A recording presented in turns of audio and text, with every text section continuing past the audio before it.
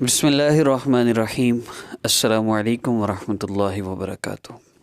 اللہم صلی علی سیدنا محمد وعلی آل سیدنا محمد وبارک وسلم۔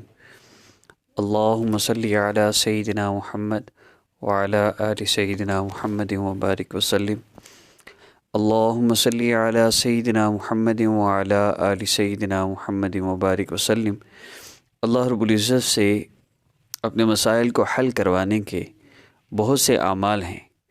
ان اعمال میں سب سے زیادہ جس عمل سے فائدہ ہوا اور سب سے زیادہ جس عمل میں تاثیر دیکھی وہ 3 احادیث مبارکہ سے لیا گیا، اور جس نے بھی اس کو کیا اس کو بہت زیادہ فائدہ بھی ہوا، اس کا مسئلہ بھی حل ہوا۔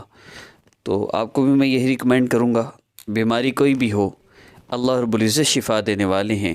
صحت بیماری اللہ رب العزت کے ہاتھ میں ہے، زندگی موت اللہ رب العزت کے ہاتھ میں ہے۔ عزت ذلت کے مالک، صحت بیماری کے مالک، زندگی موت کے مالک، نفع نقصان کے مالک، ہر چیز کے مالک ذات اللہ رب العزت کی ذات ہے، اور اللہ رب العزت اس بات پر قادر ہیں کہ اللہ پاک ہمارے مسئلوں کو حل فرما دیں۔ دنیا کے اسباب میں اور دنیا کی چیزوں میں اگر شفا ہوتی تو دوائیوں سے شفا ملتی۔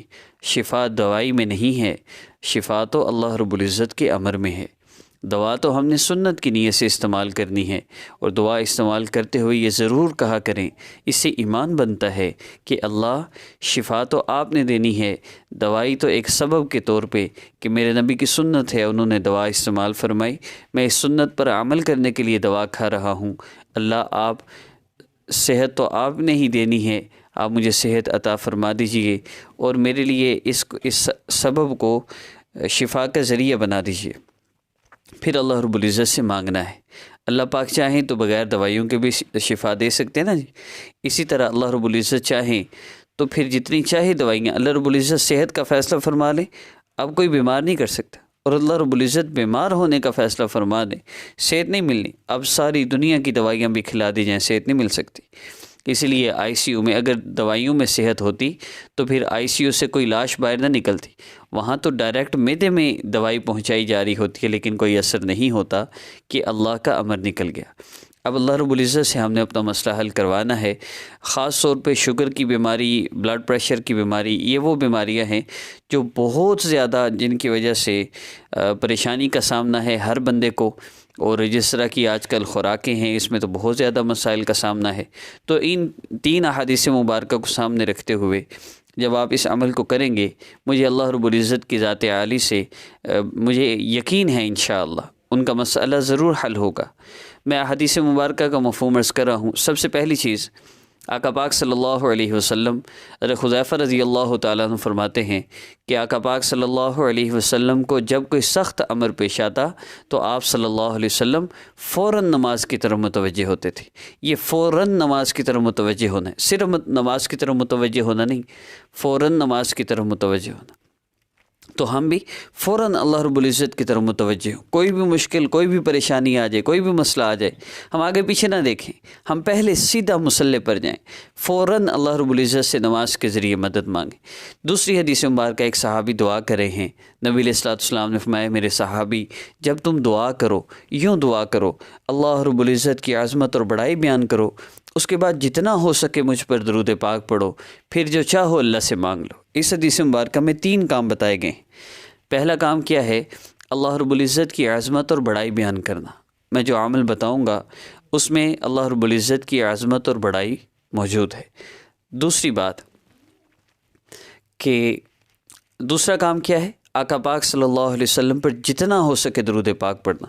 اس میں یہ عرض کرتا ہوں جتنا اکاؤنٹ ہمارا وظیفے کا ہو اس سے تو کم از کم اس جتنا یا اس سے زیادہ درود پاک ہو، یعنی 10 مرتبہ اگر آپ نے یہ پڑھنا ہے تو کم از کم 10 مرتبہ درود پاک تو لازمی ہو۔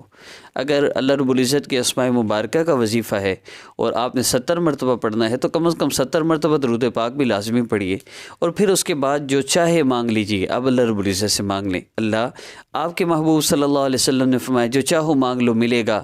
اللہ میں اس شوگر کی بیماری سے نجات چاہتا ہوں، بلڈ پریشر سے نجات چاہتا ہوں، اللہ آپ مجھے صحت دے دیں۔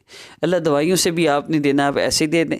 آپ کے محبوب صلی اللہ علیہ وسلم نے فرمایا یہ جو میں عمل عرض کر رہا ہوں تیسری حدیث مبارکہ، میں ادھر واپس آتا ہوں، تیسری حدیث مبارکہ حضرت عمر رضی اللہ تعالیٰ عنہ نے فرمایا کہ وہ دعا اللہ رب العزت کے ہاں پہنچتی ہی نہیں جس کے شروع اور آخر میں آقا پاک صلی اللہ علیہ وسلم پر درود پاک نہ ہو۔ تو درود پاک کا اہتمام کرنا، آخر میں کم از کم 3 مرتبہ ہم لازمی درود پاک پڑھیں۔ اب میں عمل کے ساتھ اس کو جوڑتا ہوں۔ 2 رکعت نفل آپ نے حاجت کی نیت سے پڑھنے ہیں، اس کے بعد آپ نے دعا کے لیے ہاتھ اٹھانے ہیں اور اللہ رب العزت کی عظمت اور بڑائی بیان کرنی ہے۔ کیسے؟ سورہ فاتحہ سے۔ سورہ فاتحہ آقا پاک صلی اللہ علیہ وسلم کی حدیث مبارکہ میں بتانے لگا تھا کہ آپ صلی اللہ علیہ وسلم نے فرمایا کہ سورہ فاتحہ میں شفا ہے۔ اب نبی الاسلام سورہ فاتحہ میں شفا بتا رہے ہیں، تو جو بندہ سورہ فاتحہ پڑھے گا اللہ اس کو شفا نہیں دیں گے؟ ضرور شفا ملے گی اگر ہمارا یقین بن جائے۔ ہمارا پیناڈول پہ یقین ہے کیونکہ ہم نے اس کو اتنا بولا، اتنا سنا کہ ہمارا یقین بن گیا۔ سورہ فاتحہ سے شفا کو بولیے۔ آپ کو جو بیماری ہے، بہت سے لوگ ہیں جن کو یہ بیماری ہے، آپ ان کے ساتھ بولیے بھئی آپ کو بھی شوگر ہے، سورہ فاتحہ کا عمل کیجئے، اس سے شفا ملتی ہے۔ بھئی آپ کو بلڈ پریشر ہے، سورہ فاتحہ پڑھا کیجئے، اس سے شفا ملتی ہے۔ آقا پاک صلی اللہ علیہ وسلم نے فرمایا اس میں شفا ہے۔ جب آپ بار بار اس کو بولیں گے یقین دل میں اترے گا اور اس سے فائدہ ہوگا، اور پھر ایک وقت آئے گا جس طرح پیناڈول کھانے سے فوری بخار کا آرام آتا ہے نا، سورہ فاتحہ پڑھنے سے فوری بخار کا آرام آئے گا۔ مجھے ایک میسج کیا ایک بہن نے، فرمانے لگی آپ کی یہ بات سنی میں نے اس پہ عمل کرنا شروع کیا تو الحمدللہ پہلے پیناڈول کھانے سے پسینہ آتا تھا، بخار اتر جاتا تھا، اب الحمدللہ سورہ فاتحہ پڑھ کے پانی پہ دم کر کے پیتی ہوں اور پسینہ آتا ہے اور بخار اتر جاتا ہے۔ تو ہم نے یقین کے ساتھ اس عمل کو کرنا ہے۔ تو اس میں تیسرا عمل کیا تھا؟ اللہ رب العزت کی عظمت اور بڑائی بیان کرنا، نبی الاسلام پہ درود پاک پڑھنا، اور چوتھا عمل کیا ہے کہ جو چاہو اللہ سے مانگ لو۔ اب اس میں اللہ رب العزت سے میں وہ عرض کر رہا تھا یہی بات کہ اللہ پاک سے دعا کرنی ہے۔ اللہ آپ کے محبوب صلی اللہ علیہ وسلم نے فرمایا سورہ فاتحہ میں شفا ہے، میں نے سورہ فاتحہ پڑھی ہے، اللہ مجھے شفا عطا فرما دیجیے۔ اب اللہ رب العزت سے شفا مانگنی ہے۔ کم از کم 2 سے 5 منٹ دعا ضرور کریں، ہر نماز کے بعد 5 منٹ دعا کا اہتمام کریے، اور محسوس ایام اس عمل کو نہ کیجیے، محسوس ایام کے علاوہ کیجیے، باوضو ہو کر، قبلہ رو ہو کر، مصلی پر بیٹھ کے عمل کریں گے، بہت زیادہ فائدہ ہوگا، اسی سے انشاءاللہ فائدہ ہوگا۔